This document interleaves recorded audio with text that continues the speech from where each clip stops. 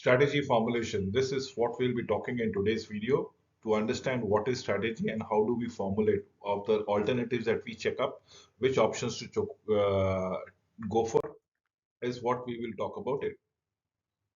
Now, did I say about options? Options are all about the alternatives, the choices. Now, what do we have as an organization? What kind of choices do we have or options do we have? Simple choices is to take on your competitors head on, attack the market leaders or probably attack the smaller firms, those who will not be able to face competition or the heat of the competition, or attacking the smaller regional firms as the case might be. And that is what we should be looking forward to. So, about market leaders, if we have to attack the market leaders, what does it means? You are basically targeting the tallest tree in the forest, right? And if you can conquer it, you become the tallest tree automatically. So, largest market share by virtue of pricing, by virtue of advertising intensity, or brand recall, or should I say there should be a vigorous distribution coverage, the rate of new product introductions. These are the market leader characteristics. They can have the lowest cost producer, they can be available anywhere, everywhere. They can have a promotional campaign, everything that is very lucrative for the end consumer, or should I say, the R&D facilities, the research and development facilities is sharp, very sharp for the market leader. Now, this is what the dominant players would be looking into it. And then we have anything as an examples that comes around here. So, what is my strategy formulation? It can be a frontal attack that we go around it. There are two types of frontal attack. One is pure, absolutely on blunt, on your face, and then there would be limited. As in skirmishes issues, you know who is your competitor, even the competitor knows you, but you are not going all out. You are probably targeting one of those segment, one of those customers, prominent, one of the features that you're looking into it. Yes, the strategy formulation. The next would be all about following the market.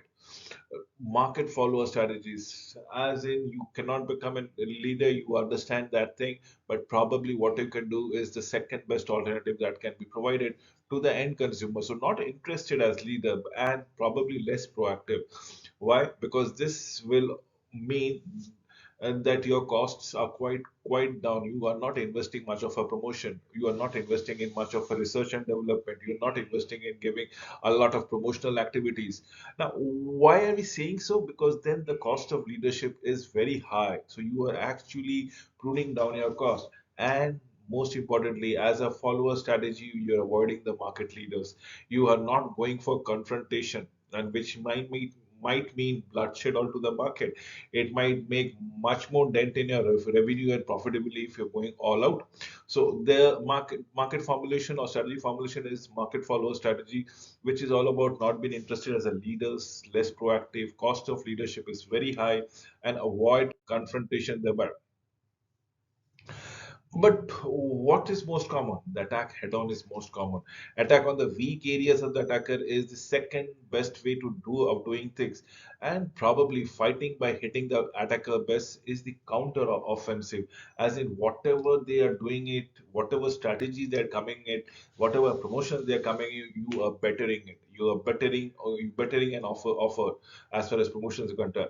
You are coming up with alternative strategies as far as promotions are concerned. You're coming up with new product development as far as additional features are concerned. So that is what we can do, fighting by hitting the attacker base as a counter offensive. So now what else can be done is influence on the market position or strategy, as in market leaders, market challenges, and followers, the market niche. That is what your market positioning on the strategy is all about. It where you can be a market leader, probably in a small geographical area, definitely yes. Probably in a particular market segment, probably yes. So you need to understand where you want to be a market leader, where can be a challenger or a follower policies, or where the market niches are all about it. Limited formulation. Now, what is limited formulation? Is attacking on the selected customer. Kingfisher attacking one of the things that goes around here. We are talking about price wars in the colas department. We are talking about price wars in the airline industries, and so on and so forth. So strategy formulation challenger needs to look at what at sustainable competitive advantage? Do you have some competencies which is unique to yourself? Do you have some competencies which is or which cannot be copied by your competitors altogether? Do you have certain competitive advantage or competencies which is sustainable over a period of time?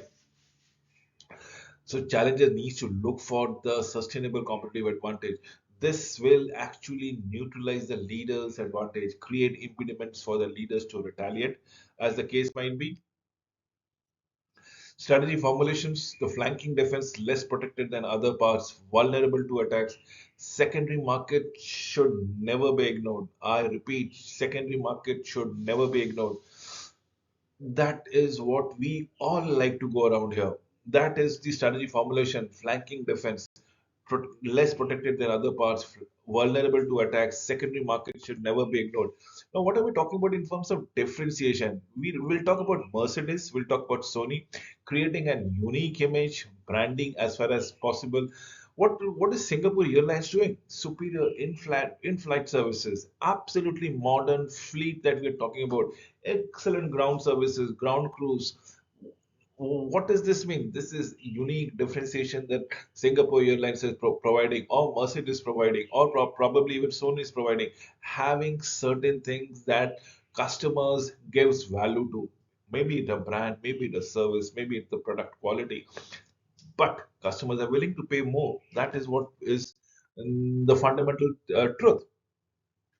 So what emerges? Never ever ignore the competitors. Ignorance of Jessner, as the case might be. UK mobile makers ignoring Japanese mobile makers altogether. The Jessner had an advantage, first movers advantage, but what came as an onslaught from Japanese bike makers is the cost factor of it, is the efficiency factor of it. Always exploit the competitive advantage, never to disappear. Exploit new advantages, never launch new product without understanding the competitors' responses thereby. This is of vital importance. What are the market challenger strategies? Not market leaders. Challenge market leaders, try to achieve market leadership. Look at the weaknesses of the leaders. That is what we need to go around here. Issues, cost of attacking, likelihood of success, as the case might be. What is the chances of you being purely a successful trader out there? The second is market challengers or probably market followers, firms with lesser market share, aggressive and attack market leaders, dominant market challengers, and less aggressive market followers, as the case might be. How look, do we go forward? Should we go all out as an aggressive? Should we look for market challenges as a dominant position and less market followers? Then comes a market challenger, probably where you want to take head on with the competitor, keeping in fact within your limited resources that you want to look into it. Strategy formulation, issues with Michael E. Porter's generic strategy. Pursue more than one strategies if possible. Low cost doesn't mean low prices. Low cost doesn't mean low prices. You must be producing at the lowest cost. Don't offer it at low prices. Example, Boeing, low cost sells on quality services. Example, IBM, large producers keeps cost low but sells on image, higher prices. So it doesn't mean that if your costs are low, you're going to sell it at a low prices. It doesn't have to be that way. In fact, if your costs are low, you're only increasing, enhancing your profitability. Example, Chanel. Chanel is a perfume, the French fashion iconic brand, which is only focuses on the quality, which is only focuses on the differentiation, trying to cater to a niche segment of the market. Strategy formulations, counter offensive defense. Once attack has taken place, once you have, once you are sure that the competitors has gone ahead and made a dent in your revenue, what needs to be done, how to respond in such a scenario. There are three forms: meet the attack head on, probably ensure it that it is there in the public forum altogether what you are intended to do, and what was the other competition vis-a-vis your competition, what you intend to do vis-a-vis your competition. Attack the attacker's flank, as in which all segment they are doing it. Develop pincer movement in an attempt to cut out the attacker's operational base. This is pertinent. Position defense, impregnability of a fixed position. This is what you need to ensure. Certain segment you are just not going to allow any player, no matter how dominant or how leader the player is, the competitor is all about it. Let's say you are dominant in one of the geographical location or particular clients base that you want to go around it. Can you allow them to make a dent because that is your core piece? So impregnability of fixed position, that needs to be understood. Another example would be if there is a quality issues, no matter what the prices is being asked for, you are not going to compromise on the quality, even though it is not coming at a lowest of cost, even though it means a higher sales price, but customers who value quality will automatically come back to you. That is impregnability of a fixed position. Not very successful. Attackers use indirect approach rather than taking a head-on approach, as the case might be. Well, let's say the Mamti's rapid loss of market share in way back in late 1980s and unable to defend the attack of Hyundai's. Definitely what we have lost around it. Mamti's was an automobile maker way back in 1980s, and what went wrong? And how did it go about it? Because of Hyundai's onslaught. The third one would be the market niches. We're talking about small firms. We're talking about businesses like laundry, businesses like restaurant, businesses like catering, businesses like retail pharmaceutical chains as such. What we are looking at, small firms. So what are they looking at? Niche market, captive market if possible. Too small of an interest for a big firm. Avoid expensive head-on fights with larger companies, as the case might be. Market leader strategies never to defend. Various method, expansion of markets as you grow about, or protect the market altogether. You protect it. Something similar going around it. Increase the market share, your share in the market overall. It was 10% of the overall market share. Can you increase it to 15%? That's a whooping jump of 50%. From 10 to 15% is a jump of 50%. Slowly and steadily, what you are going to do is increase your market share. So one is to expand the market. Probably, yes, the number of participants, the audiences might be in one particular zone. Can we include another zone? Let's say zone 2. So what is most beneficial is the expansion of market because it helps everyone. It helps you to come to a market and probably garner a share of the market for which you don't have to fight more, for which you don't have to attack the leaders, for which you don't have to educate the customers, for which you don't have to make some promotional campaign perhaps.